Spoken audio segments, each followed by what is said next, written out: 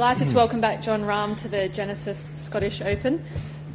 Jon, Rolex Series events, you've taken out that title 4 times, so you seem to perform and love it, but now as well, it's even special that it's a PGA Tour, DP World Tour co-sanctioned tournament this year for the first time. So just give us your thoughts on being back and really those two tours coming together as well. Yeah, selfishly, I can say that for somebody who plays both tours to have one event that counts not only as a start, but if you have a good showing, will count. We'll get points for both tours. It's a wonderful thing, you know.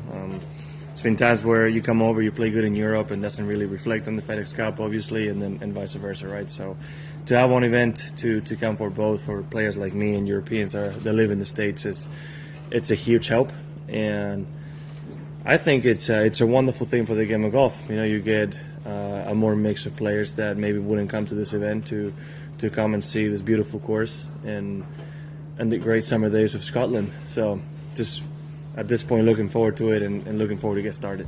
Sure. I think we'll go straight to the floor with questions. So does anyone want to kick us off first? And go at the back. Yeah, Jon, you've won everywhere in the world. Spain, Ireland, America, obviously. What do you think it is about your game that travels so well? I've been asked this question a couple times, and I can't tell you just one thing. In one word, I would say it's consistency. Consistency on the swing, consistency on the way I do things, I would say. I have a rather simple swing that allows me to pretty much play my game anywhere I go. And you know, when you hit it as well as I have of the tee over the last 5 years, you know, any golf course can be approachable. So I would say that. In one word, I would say consistency. But I am a firm believer. You know, you hear nowadays that this golf course doesn't fit for this player, or you know, you hear a sentence like that a lot. And our job as players is to be adaptable. It's my job to adjust myself to the golf course, not the golf course to me. Right? If I only play the golf courses that are on paper good for me, that would be a very short list, and I wouldn't be playing many events. Right? So it's also my job as a golfer to adapt to the situation. Brian. Hi, Jon. It's great to have you back here in Scotland once again. I know you were here last year as well. If this event needed anything at all, it is now much bigger because of the collaboration between the European Tour and the PGA Tour. But how important is this in preparation for St Andrews next week?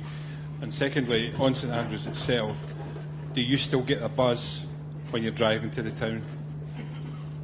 So I think it's very important to play an event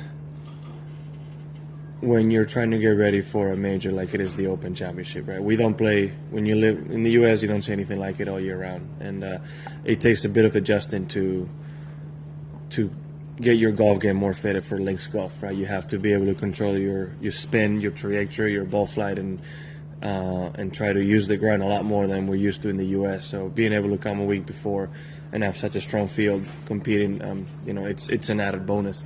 Now with St Andrews, yeah, I've dreamed of playing an Open at the old course. It's a dream, I believe, of every golfer, especially for a European golfer. And to be the 150th edition, it's something that's very, very significant. And I can't really tell you how many times I've been shown and I've been told and I've seen the images of Seve celebrating his winning putt.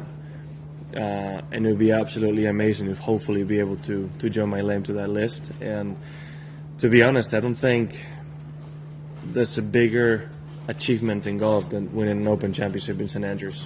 I think it's as big as it gets. Martin. Jon, you had a top 10 finish here last year, but I think going into the last round you maybe had your sights on something better than that because you were only a couple of shots off the lead. Could you just talk about the week in general and just what you feel you can get again from this week going into the Open? Yeah, it's always good to play solid golf on a links course before you go to the Open Championship, right? It gave me quite a bit of confidence knowing that my game is ready to basically take on whatever St George's has ready for us. It wasn't my best weekend. I remember starting really hot on Friday morning. I think I was 7 under through 10 holes and ended at 6 under par, I believe. So I did have it going. I just didn't have my best weekend and definitely didn't have my best Sunday. But that's golf. It is how it is. I had a really good weekend at the Open Championship, right? So there's things that happened, but it just shows that I know how to play the golf course. But I remember we had a completely different wind every day last year. So we'll see. If we have the wind we have right now, it's going to be a very different golf course to what we play. So we'll see how the weather is, and we'll see what I can do. But I think Phil Mickelson's shown that you can take a lot of confidence from playing a similar event the week before, since he's won a tournament before a major and then won a major a couple of times. Alex? Yeah, John, when was it that you learned that you didn't have to be perfect to win? Long time ago. Long time ago. I wasn't a good ball striker, even remotely good to a good ball striker, till almost my junior year in college. So my whole life I knew I would describe myself more as a competitor, right? To where you go to the course with what you have, and you have to try to shoot the lowest score you can, period. I'm not maybe the most Spanish thing I can say about golf, but that's the truth. And that's how I grew up. And a lot of times as a junior player, my short game got me out of a lot of trouble. But that's the life of a golfer, right? You're not always going to feel your best, and the trick is to, on those days you're not feeling your best, somehow try to post an under par round.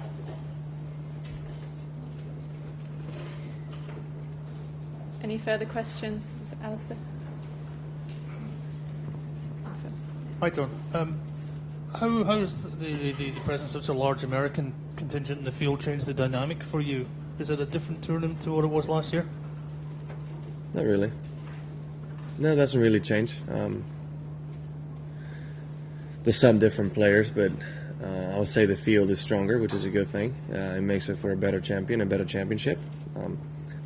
Venue is the same, right? So when the course is the same, it doesn't really change that much. And for those guys who knew they were going to be coming over from the States, did many of them talk to you about it? Ask you about it? No. Nobody asked me one question, so. Phil? John, the inevitable LIV question. You can't escape. Every press conference has to have at least one. I thought I was going to for a second. How do you feel about the fact that there are 4 players who've been added to the field, having successfully appealed against their sanctions? Yeah, actually, I found that out recently. The best way I can describe it is simply not my business, not my decision. So if they're allowed to play, they're allowed to play. Better competition. It is what it is. I truly don't know how or what really happened, so I don't know as much as I probably should to be able to answer the question. But again, I think what's important is that we have a great championship ahead, and I wouldn't let golf politics really dictate how good of a tournament this really is. The attitude from sort of Rory and Billy Horschel, who was in here yesterday, seems to be that... I haven't seen what they've said. I really don't know much about it. So I'm just about to tell you. Oh, sorry. Their attitude seems to be, well, yeah, if you want to go play LIV golf, then fine, go play, but then don't come back here and try to have your cake and eat it, as the phrase goes. Would you go along with that? Do you think if players are going to go, then go, but don't try and come back and play on the DP World Tour? I mean, again, it's not my decision. There's a lot of players that have been both members of European Tour and PGA Tour, so I think it wouldn't be too logical to expect to be able to play all 3 tours. I don't think that's just really going to happen. So yeah, I understand where they're coming from. European Tour and PGA Tour have done a wonderful job for so many years, and have given those players a great platform to make a living and play golf against the best fields in the world. So if they choose to leave to play a different tour, I wouldn't necessarily think they should be expecting to be welcomed back. Joy? John, I'm from Dubai, and I know that you're sick and tired of coming and winning in Dubai, and not coming for the last couple of years. Is that going to change soon, or what will make you change your decision to come? Well, 1 year was COVID. I was not going to risk anything for that. And truthfully, Dubai is a tournament that I really love. My performance there has been great. Last year, I just physically and mentally I needed the break. We were new parents to where I played so much golf that I wasn't able to exercise that role as a dad. And after the Ryder Cup and not seeing my child for a whole week that time and going to Spain afterwards and not seeing them for 2 weeks, I just wanted to be home. And it got to a point where I'm really sorry for DP World, but spending an extra week with my family at home was more important. That was the main reason. But unless something happens, I do plan on going to Dubai this year. That if I qualify, I don't even know if I'm in the top 60 right now. But if I'm in, I'll be glad to go and play. Can we go to Alex and then we'll go to Doug? John, I'm sure you're familiar with the expansion of the strategic alliance between the PGA Tour and the DP World Tour. Could you explain to me from a PGA Tour standpoint what the benefit is to the PGA Tour by doing this? What the benefit of the PGA Tour is? Sorry, just with the wind, I didn't really hear you. What's the benefit? Yeah, of the yeah, PGA okay. Tour players? I think it's more playing opportunities in that sense, right? If there's a player that, this is a perfect example of it. If it's a PGA Tour player that was also at the Open that wanted to play this week, now it's a clear path. I think this is the beginning of hopefully more than one that is a co-sanctioned event and giving players a chance to come to Europe and play more golf and almost having a more broad golf game or broad career, right?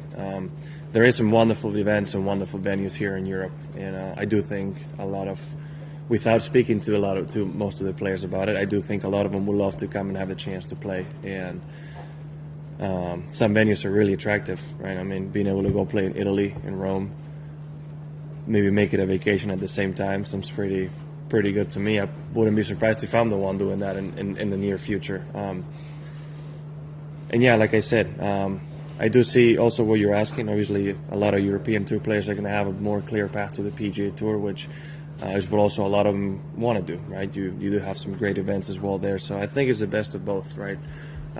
It's going to be easier for each one to be able to basically transfer if you want to play on one tour or the other. Just want to follow up. Yeah, and then we'll finish off with Doug. So kind of as you're explaining it, do you foresee at some point that the two tours will be one day? I have no idea. I don't think it'll be one.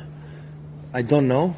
But I do think that we'll end up with a number of events where we'll count for both tours, right? It'll, like I said, be more opportunities. I don't know exactly if that will be. I don't know. That's a question for Jay and Keith Pelly. I can't really tell you what's in their minds, but if we could possibly end up with such thing where maybe under some scenario this one tour, I think it would be amazing, right? I mean, one of the beautiful things about the game of golf is that it takes us to some beautiful locations in the world, and if a bigger United Tour is what it takes for us to be able to share this great game and for us to be able to visit some places that we never would, I mean, I wouldn't be opposed to it. Okay, we're going to finish with Doug, please. Now, I'm going to assume that in the Opens you've played, you've been caught on the wrong side of the draw. I can't really hear you right now. I'm sorry. The wind is... I didn't say anything important. Don't worry about it. In the Opens you've played, I'm sure you've been caught on the wrong side of the draw from time to time. Probably, yeah.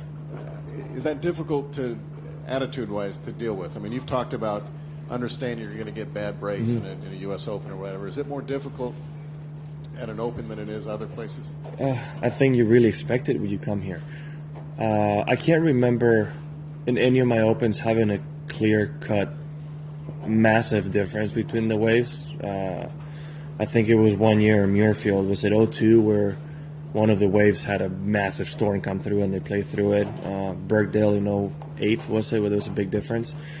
Funny enough, Patrick Harrington came out of the bad draw and won. Justin Thomas this year at Southern Hills came out of the bad wave and won. So it's just golf. I mean, that's the best way to explain it. It's golf. It happens. And there's been times where champions have come through that bad weather. So it's not impossible. It does make your job a little bit harder, but it's not impossible. And yeah, it's what it's expected. It happens. It happens in a lot of tournaments we play. There's always a difference between one wave to the next, but it can't happen out here where the difference is quite a few strokes, and it is what it is. I mean, I can't really as a player, you, like I said earlier, you have to adapt, and sometimes it's just out of your control and it's things that happens. And on that, John, thank you very much for your time this Thank you. week.